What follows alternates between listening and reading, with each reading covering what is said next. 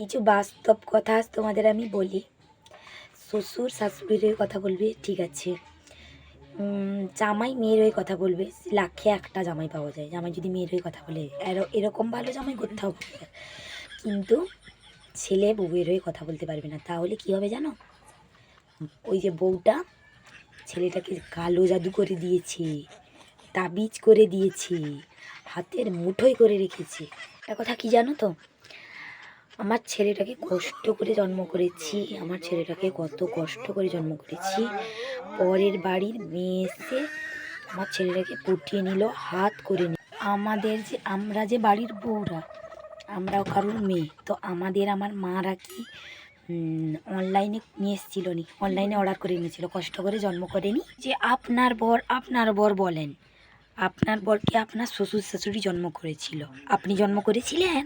তাহলে আপনি আপনার বর করেন কেন? আপনার বরকেও তো আপনি কষ্ট করে জন্ম করেননি। ও, আপনার বরকেও আপনি কষ্ট করে জন্ম করেছেন, আর আপনার ছেলেকেও নাকি জন্ম করেছেন নাকি? তো আমার বরকে আমার বর বলতে পারবো না। আমার শ্বশুরকে, জামাইকে, ছেলেকে, তিনজনকে শাশুড়ি হচ্ছে জন্ম করে রেখেছে।